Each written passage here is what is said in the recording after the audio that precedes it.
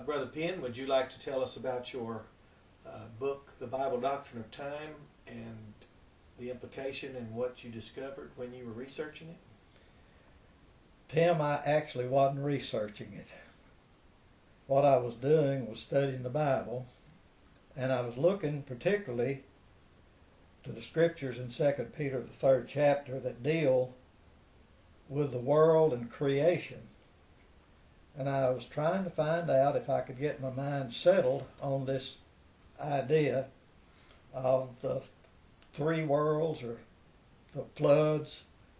And well, I'm going to skip some of the context, but I'll read the context and you can understand what I'm trying to do and then what I found. Okay. And saying, where is the promise of his coming? So we're evidently talking about time. For since the fathers fell asleep, all things continue as they were from the beginning of the creation. Now remember, they're discussing things from the beginning of the creation. Right. This is very significant. Right. It's the beginning of the creation. Exactly. Okay. For this they willingly are ignorant of that by the word of God the heavens were of old, and the earth standing out of the waters and in the water. Now we got to understand he's talking about the beginning of the world. Whereby the world that then was, being overflowed with water, perished, but the heavens and the earth which are now by the same word are kept in store, reserved unto fire against the day of judgment and perdition of ungodly men. So we're talking about things happening in time. And then he states what I'm generally, well, I'll read on and see what the rest of the context is if I can find it. But beloved, be not ignorant of this one thing, that one day is with the Lord as 1,000 years, and 1,000 years as one day. And I wondered why Paul said, or rather Peter said, be not ignorant. What does he base that on? Well, I began to reference it and I found it was 90, Psalm 90, and verse 4. I want to read this psalm. Lord, thou hast been our dwelling place in all generations. Again, we got a time. Before the mountains were brought forth, or ever thou hast formed the earth and the world, even from everlasting to everlasting thou art God. Now you talk about form the world. We're talking about things that people are willingly ignorant of. Before the mountains were brought forth, or ever thou hadst formed the earth and the world, even from everlasting to everlasting thou art God. Thou turnest man to destruction and sayest, return ye children of men. For 1,000 years in thy sight are but as yesterday when it is past, and as a watch in the night.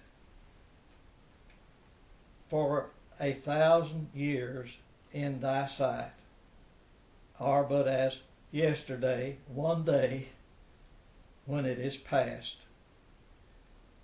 and as a watch in the night. So when I looked at these things, I noticed that God is trying to tell us that, as is stated here, that 1,000 years and 1,000 years as one day. One day is with the Lord, 1,000 years, and 1,000 years as one day. So I saw a significance there, that God has chosen to make a day 1,000 years in his teaching concerning prophecy and the age of the earth, because it talks about here from the beginning and that creation. And I think Peter's saying, look, you guys remember reading this somewhere, and you were willingly ignorant. You won't bring it up and talk about it, but remember. So I turned to Psalm 90, and guess who wrote it?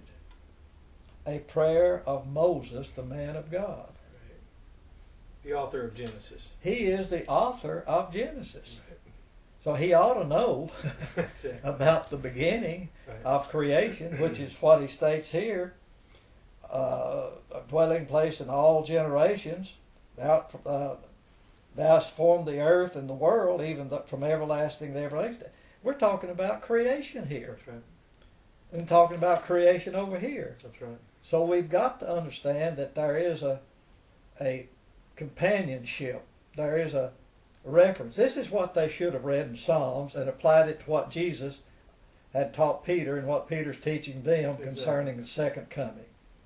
And that's when I realized there is something here, and I called Brother Carter and shared it with him, and then we got together and began to talk about it, and then we began to try to trace it out and see how this worked, and we were able to determine that it gave us the age of the earth and so many other things that we had wondered about, and so we call it a divine ratio, and we've tested it, and it's worked in every way, in every place we've ever put it. And I think that you'll be seeing more about this concept of divine ratios that teach us about the Word of God and how we can apply these and get more helpful information. Exactly. Well, it does give a rationale then that the Bible had knowledge of the age of the earth thousands of years ago, which was what Peter's audience was failing to understand by not retrieving Moses' psalm. Surely. And that would have comforted them rather than the angst they were in. Well, it'd be something like us reading something in 1 John or 2 John and not completely understanding it because we hadn't read the book of John. Yes, that's right. That's right.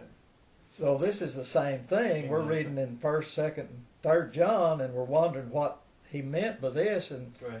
we'll go back to the Gospel of John, and you'll get some connections. Exactly. So the author of Genesis, all the foundation work, is making reference in Psalm 90, and Peter's applying that reference, but they hadn't picked that up. That's exactly right. Okay, so that gave the rationale to understand when to apply that ratio in context and according to God's view and the way it applies. That's very good, very good. All right, well, thank you very much for that introduction to your book, The Bible Doctrine of Time. Well, thank you very much for asking me.